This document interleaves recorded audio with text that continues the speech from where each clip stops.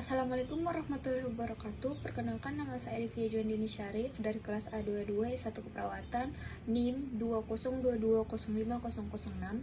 Di sini saya akan menjelaskan alat reproduksi pada pria dan wanita. Yang pertama, saya akan menjelaskan alat reproduksi pada wanita. Pertama, kita akan membahas alat reproduksi pada wanita bagian eksternal. Seperti yang bisa kita lihat, labia mayora. Labia mayora atau yang kita kenal sebagai bibir besar berguna untuk membungkus dan melindungi organ reproduksi eksternal lainnya. Selama masa pubertas, pertumbuhan rambut kemungkinan akan terjadi pada kulit labia mayora yang juga mengandung kelenjar keringat dan minyak. Yang kedua, ada labia minora. Labia minora atau yang kita kenal sebagai bibir kecil biasanya memiliki berbagai jenis ukuran dan bentuk. Labia minora terletak tepat di dalam labia mayora dan mengelilingi lubang ke vagina atau saluran rahim serta uretra saluran urin. Kulit pada labia minora sangat halus, mudah teriritasi dan bengkak. Yang kemudian ada klitoris. Klitoris adalah tempat bertemunya kedua labia minora yang memiliki tonjolan kecil dan sangat sensitif terhadap rangsangan serta mampu ereksi. Klitoris ditutupi oleh lipatan kulit yang disebut preputium mirip dengan kulit di ujung pada penis. Himen atau selaput darah. Tak semua wanita memiliki selaput darah. Bila ada, ini merupakan jaringan tipis halus yang umumnya menutupi sebagian lubang vagina. Saat wanita melakukan hubungan intim penetratif yang pertama kali, selaput darah bisa robek atau terenggang. Akan tetapi, terenggang atau robeknya selaput darah juga bisa disebabkan oleh hal lain seperti misalnya cedera. Kemudian ada uretra. Uretra ini adalah lubang tempatnya keluar urin kita. Uretra merupakan bagian dari sistem saluran kemih dan terletak tepat di atas lubang vagina.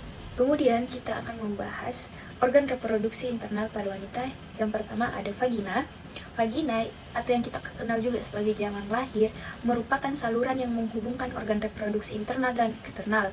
Lokasinya berada di belakang kandung kemih dan di depan saluran cerna. Adanya vagina memungkinkan cairan tubuh seperti darah menstruasi dan keputihan keluar. Organ ini memungkinkan cairan sperma untuk masuk ke dalam tubuh kita. Cervix. Cervix adalah struktur sempit pada bagian bawah rahim, lokasinya tepat di atas vagina. Seperti vagina, cervix dilapisi oleh selaput lendir namun lebih halus. Kemudian ada uterus atau rahim. Rahim merupakan organ yang bentuk dan ukurannya kurang lebih seperti buah pir. Organ ini berada di bagian tengah rongga panggul, di belakang kandung kemih dan di depan rektum. Rahim dipertahankan pada posisinya oleh beberapa ligamen. Fungsi utama rahim yaitu untuk menjaga kelangsungan hidup janin yang sedang berkembang. Kemudian ada tuba falopi. Tuba falopi adalah tabung sempit yang menempel pada bagian atas rahim yang berfungsi sebagai jalur bagi ovum atau sel telur untuk bergerak dari ovarium ke rahim. Panjangnya sekitar 10 hingga 13 cm. Di saluran inilah terjadi perubahan sel telur oleh sel sperma. Kemudian ada ovarium. Ini adalah kelenjar kecil seukuran buah kenari dan berbentuk oval yang terletak di kedua sisi rahim. Ovarium menghasilkan sel telur dan hormon reproduksi wanita yaitu estrogen dan progesteron. Saat lahir, kedua ovarium mengandung kurang lebih 700.000 sel telur yang belum matang. Saat mencapai usia pubertas, sel-sel telur ini mulai berkembang dan matang di dalam folikel sel telur. Kemudian kita akan beralih ke alat reproduksi pada pria. Yang pertama, reproduksi pria eksternal. Yang pertama, penis.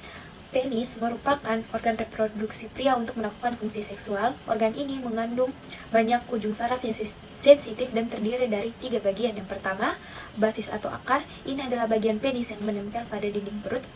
Yang kemudian ada yang kedua, batang. Ini berbentuk seperti tabung atau silinder, memiliki 3 ruang yang di dalamnya terdapat jaringan erektil surplus pons dari ribuan yang akan terisi oleh darah saat seorang pria terangsang. Kemudian glans atau kepala, bagian ujung penis yang berbentuk kerucut dan ditutupi oleh lapisan kulit longgar yang disebut kuluk atau prepucium. Kemudian ada skrotum. Ini adalah kantong kulit yang longgar dan menggantung di belakang penis. Bagian ini juga memiliki banyak saraf dan pembuluh darah. Skrotum melindungi testis dan memberikan semacam sistem kontrol terhadap suhu. Agar perkembangan sperma normal, testis harus berada pada suhu yang sedikit lebih rendah daripada suhu tubuh. Kemudian ada testis.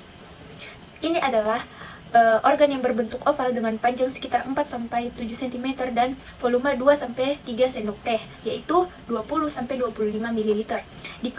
Di kedua ujungnya terdapat korda spermatika yang berfungsi untuk mempertahankan testis pada posisinya. Kemudian ada epididymis, yaitu organ ini terletak di bagian belakang testis dan memiliki panjang hampir 6 meter. Epididymis berfungsi mengumpulkan sel sperma dari testis dan mematangkannya sehingga mampu berenang secara efektif di dalam saluran reproduksi wanita serta membuahi sel telur. Kemudian kita akan ke organ internal pada pria. Yang pertama ada vas deferens. Ini adalah organ berbentuk pipa yang berfungsi menyalurkan sperma dari epididymis. Yang kemudian ada vesicula seminalis. Organ ini terletak di atas prostat bersama dengan vas deferens vesicula membentuk ductus ejaculatorius yang bermuara di prostat. Kemudian ada kelenjar prostat. Organ ini berukuran sebesar kacang kenari. Ini terletak di bawah kandung kemih dan mengelilingi uretra. Kelenjar prostat memberikan kontribusi cairan tambahan untuk ejakulasi. Kemudian ada ductus ejaculatorius. Saluran ini dibentuk oleh penyatuan vas deferens dan vesicula seminalis dan bermuara ke uretra. Kemudian ada uretra. Saluran ini memiliki fungsi ganda pada pria, yaitu sebagai saluran kemih untuk membuang urin serta bagian dari sistem reproduksi melalui ejakulasi air mani. Kemudian ada kelenjar Koper, yaitu kelenjar ini adalah struktur seukuran kacang yang terletak pada kedua sisi uretra, tepat berada di bawah kelenjar prostat. Kelenjar ini menghasilkan cairan bening dan licin serta bermuara langsung ke dalam uretra, berfungsi sebagai pelumas dan menetralkan keasaman dari sisa urin yang ada di uretra. Sekian penjelasan saya tentang alat reproduksi pria dan wanita. Mohon maaf bila ada kesalahan. Wabillahi taufiq wal hidayah. Wassalamualaikum warahmatullahi wabarakatuh.